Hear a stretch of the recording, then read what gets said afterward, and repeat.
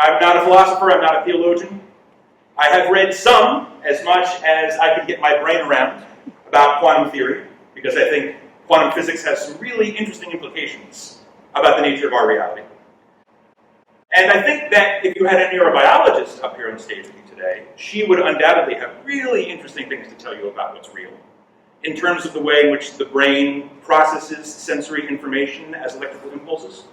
Anyhow, as a person who has training in none of the disciplines that seem to be preoccupied with the idea of what is real, I have spent, I think, an unusual amount of my career trying to figure out this question. And not just the question of what is real, but the question of what is true in terms of what is real. So that's what I want to talk to you about today. And I want to do it in terms of what happens in the theater, and talk to you about this sort of strange relationship that exists between directors and actors. And this is a relationship that is really different than anything else I have experienced in life. In terms of its structure, in terms of its form, it's very hierarchical, right? Directors and actors work together, but directors have the final say.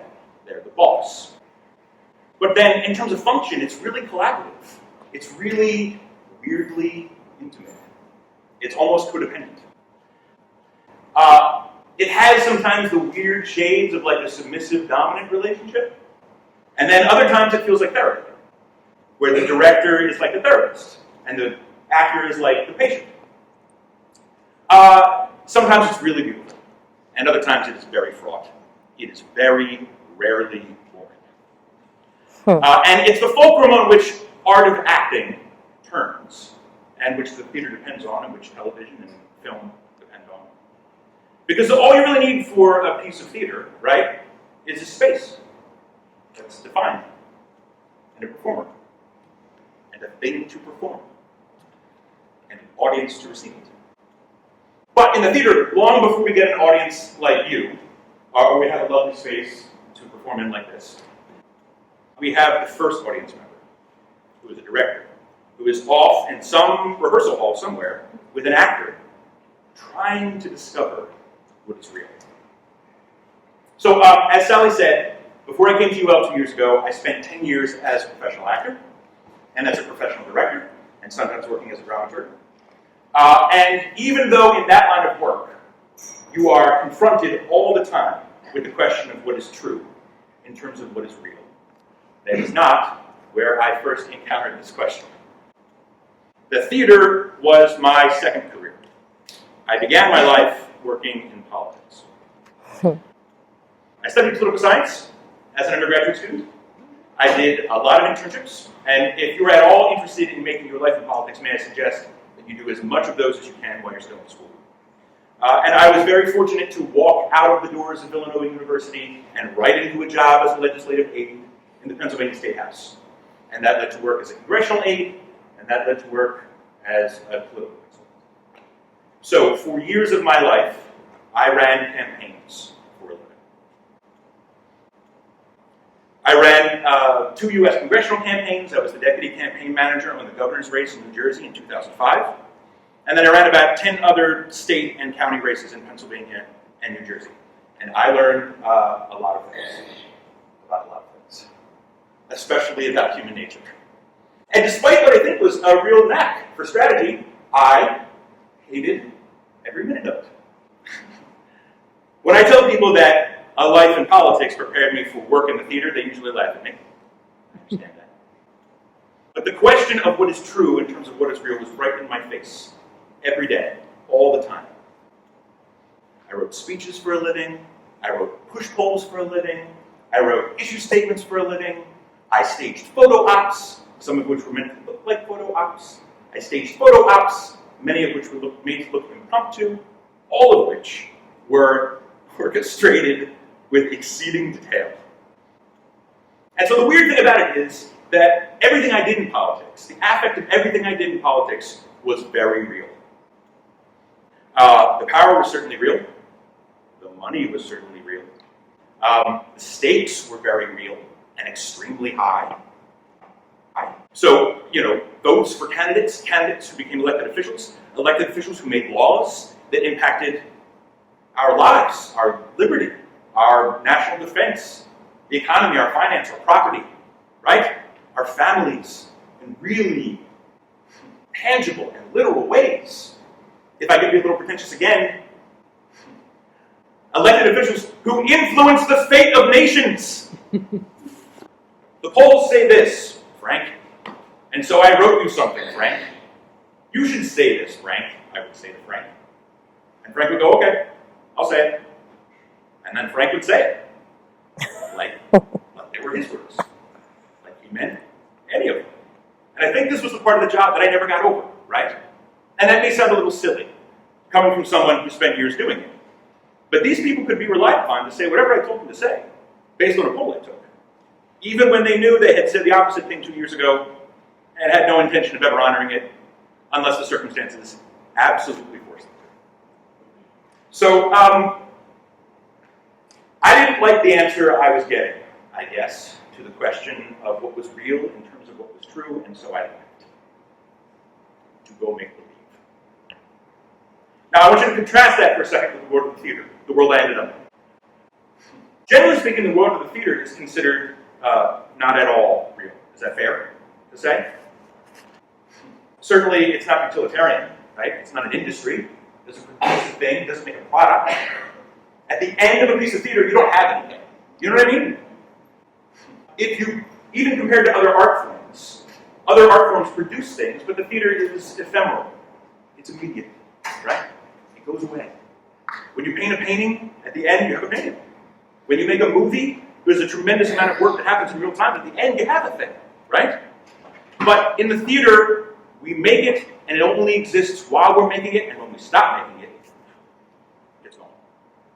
And yeah, you can videotape a piece of theater, but it's not at all like being in the theater when you watch a videotape theater production. You probably know that if you've ever seen it. So it really only exists for itself as an experience. And without a doubt, I would say, no fate of nations hang in the balance of whether or not, Sweeney Todd gets his revenge, right? And yet, I submit to all of you in this room that what happens between two strangers in a darkened room, in a room full of other strangers who have willingly suspended their disbelief, is more real than anything I ever staged in politics. And I think, and maybe this is stretching a little, but I think it's more true than most of the things that we do in our regular waking lives, every day. So the word theater comes from the Greeks. Obviously, the Greeks invented the theater. The theatron means the seeing place. And the Greeks believed it was the place where they could go to see things about life that were withheld everywhere else. So while it's true that the trees are fake, and the swords are blunted, and the blood is fake, what happens between those people, what happens between actors, when they have fully immersed themselves in given circumstances, when they have fully plumbed the depths of the inner lives of the character, is, I think, entirely real. And science backs us up on this. So when you wire up actors when they're working, and you chart physiologically what happens to them, it is nearly indistinguishable, when you have great actors on your hands, from what is happening to real people under identical circumstances. They aren't faking a thing. You've probably heard people talk about acting, right? And they say things like, what do they say? They say acting is acting like you're not acting. They say acting is pretending. They say acting is reacting. But I think that the art form's misnamed. I really do. I don't think actors act like anything. They start out pretending, for sure, but if they're any good at it, and if they're getting it right at all, by the end of the process, in a really sort of interesting way, I think that they are being, for real. A great acting teacher by the name of Stanford Meisner said that acting was just living believably under imaginary circumstances. So when I tell you that on stage, as an actor, I have fallen madly in love, I mean it. When I tell you that I, in a murderous rage, have tried to kill a man, from my toes, wanted him dead, I mean it. It was all safe. It was all controlled, but there was no artifice. I felt those things fully. I wanted that thing. And for as long as the imaginary world demanded it, I was unbounded by immersing myself in character as an actor.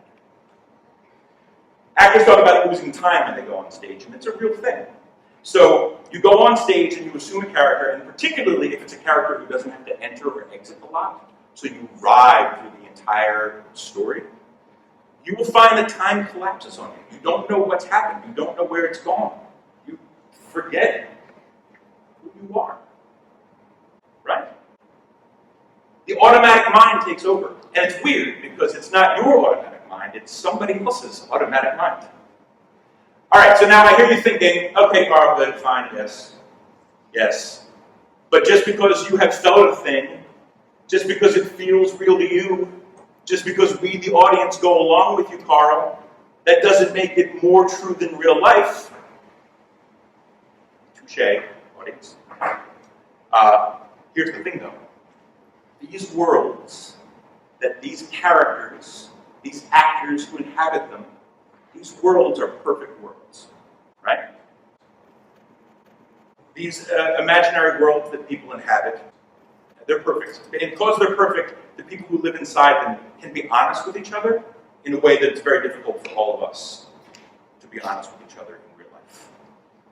I think that as a species, we are addicted to narrative. By which I mean, we overlay our random, chaotic, unscripted universe with narrative all the time because we have to make sense of it. It's the way our brains are set up. We have to extract meaning from it. And we commit to this idea. Karma. Things happen in threes. Right? Something tragic happened for a reason. And yet, there isn't a whole lot of evidence that the universe is actually set up that way. But we have to try to frame our experiences in terms of a story, in terms of a beginning, middle, and an end, in terms of setups and payoffs. It's the only way that we can understand our experience. It's what we want. And in these imaginary worlds, these imaginary worlds are actually defined by narrative. Right? It isn't an imposition. It isn't fake. They've been constructed that way. For greater amplification of meaning than is possible, I think, in real life.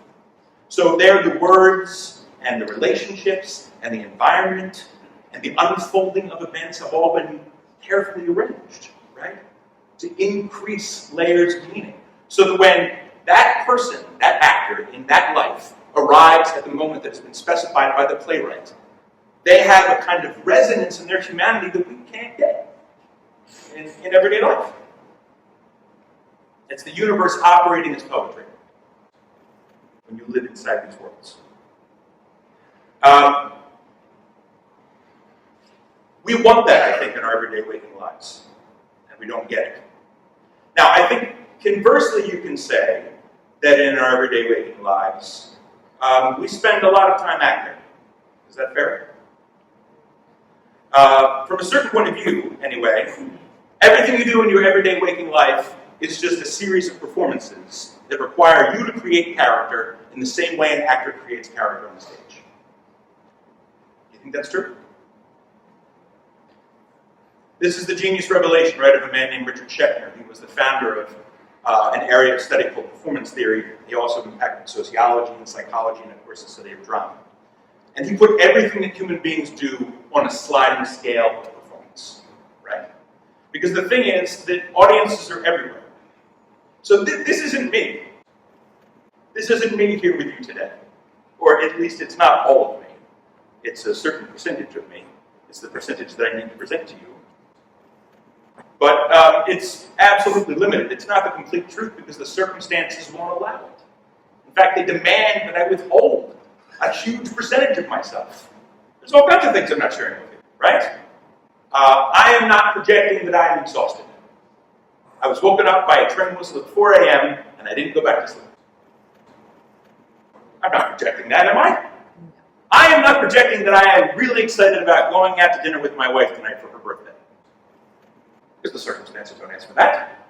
I'm not projecting that I'm terrified. I'm a little terrified by all of you.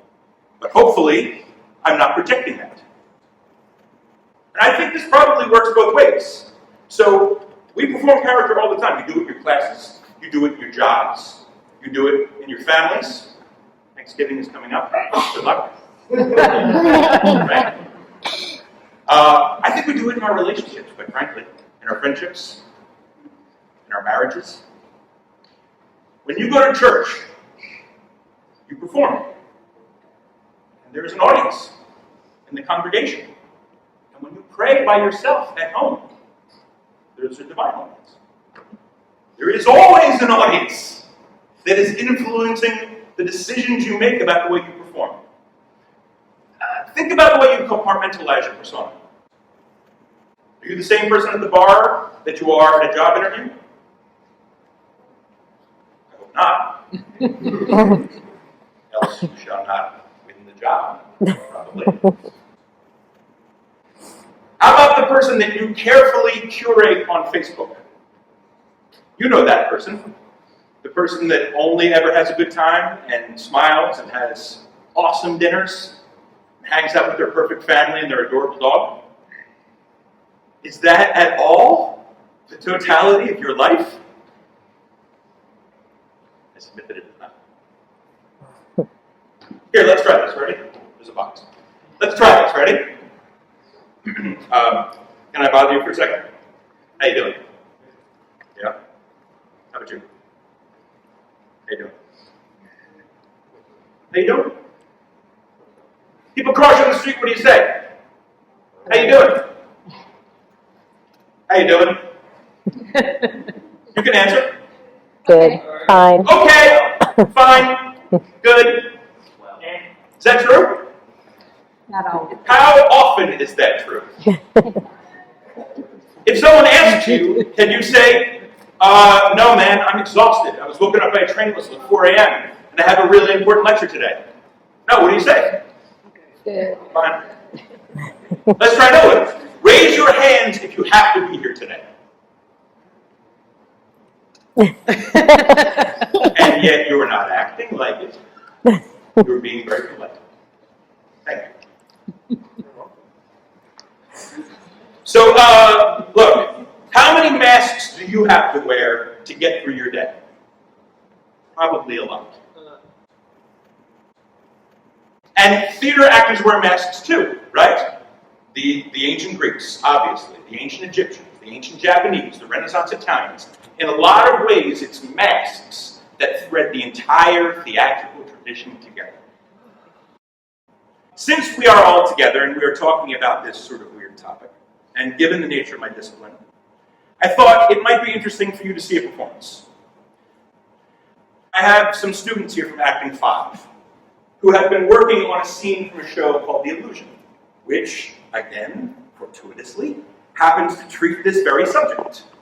The Illusion is a play by Fiero, written in the 19th century, and it's the story of a father who's estranged from his son, and he goes looking for him, and he can't find him.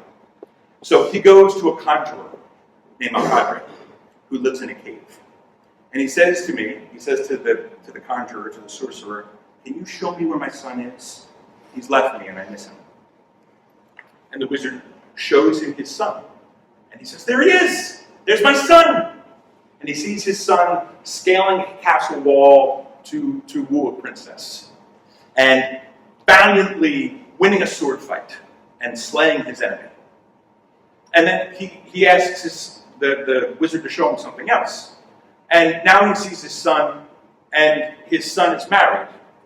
But he's unhappily married. And he's going by a different name. And he's cheating on his wife. And his wife hires someone to come and attack him. And the father's very upset because he had just seen such a shining, happy vision of his son. And he asks the wizard to show him what happens next, and the wizard shows him. And now his son is a rich man, and he's changed his name again. And he's wicked. And his peasants rise up and revolt against him, and they kill him.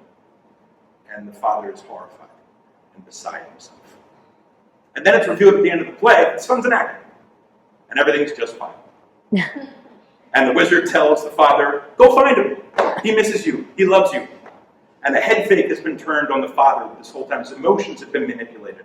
But in the end, he has this cathartic experience. And he goes out to seek him.